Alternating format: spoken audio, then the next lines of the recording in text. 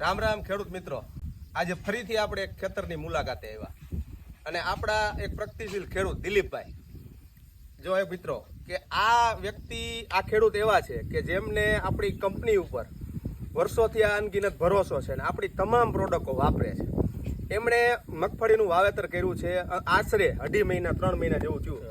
તો આપણો એમનો પરિચય પહેલા લઈએ આપણે. તમારું નામ? દિલીપભાઈ ડાયાભાઈ ડોડિયા. દિલીપભાઈ ડાયાભાઈ ડોડિયા. તમારું ગામ? કોઠારિયા.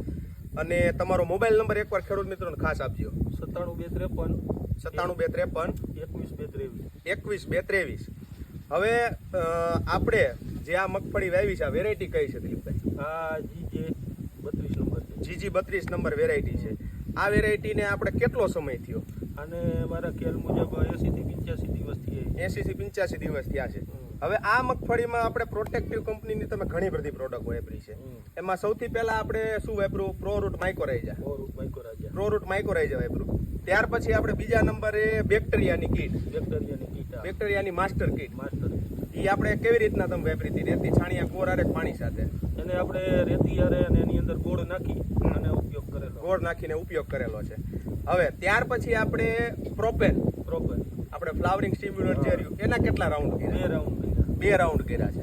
સાંભળજો ખેડૂત મિત્રો, ખાલી આ મગફળીમાં 2 રાઉન્ડ થયેલા છે. અને ત્યાર પછી આપણે એક પ્રોડક્ટ મુદ્રા, એનો કેટલા રાઉન્ડ કર્યા? મુદ્રાનો 1 રાઉન્ડ કર્યું છે અને બીજો અત્યારે મારવાની તૈયારીમાં છે. હવે આ બતાવી શકશો આ શું છે દિલીપભાઈ?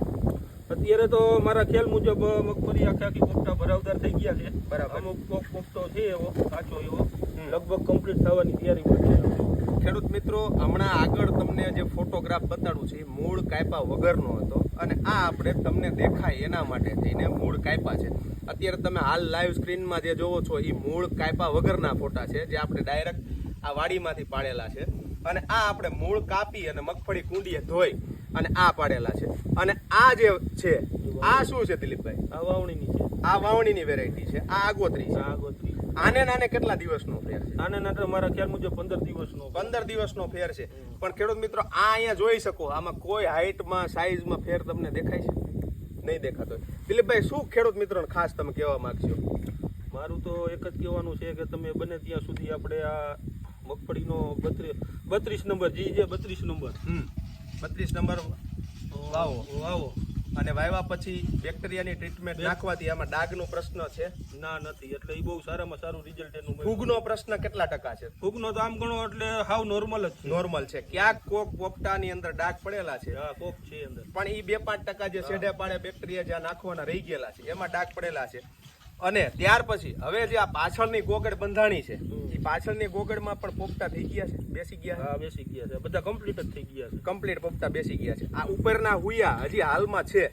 તો બીજો રાઉન્ડ મુદ્રાનો મારશું આપણે દિલીપભાઈ, તો તમારો અનુભવ શું કે છે? આ બધા કમ્પ્લીટ થઈ જવાના, આમાં કઈ ઘટશે જ નહીં. ગઈ સાલે આપણે કપાસની અંદર પણ વાપર્યું, જીરાની અંદર વાપર્યું. જીરામાં આપણે શું ઉત્પાદન મેળવ્યું એકવાર ખાસ ખેડૂત? જીરો મારે સારામાં સારું નીકળ્યું હતું. 10 મણ આશરો આવ્યો હતો. 10 મણનો આશરો આવ્યો હતો. બગડતું તું છતાં પણ રિઝલ્ટ કેટલું બહુ સારું આવ્યું હતું. બહુ સારું મેળવ્યું હતું. આ મગફળી અંદાજે આશરે તમે શું કહી શકો ખેડૂત મિત્રોને કેટલી ઉતરે? મારા ખ્યાલ મુજબ 35 ની આડેગાડે મારો અંદાજો છે. 35 ની આડેગાડે અંદાજો છે. સરસ ખેડૂત મિત્રો, ખૂબ ખૂબ આભાર.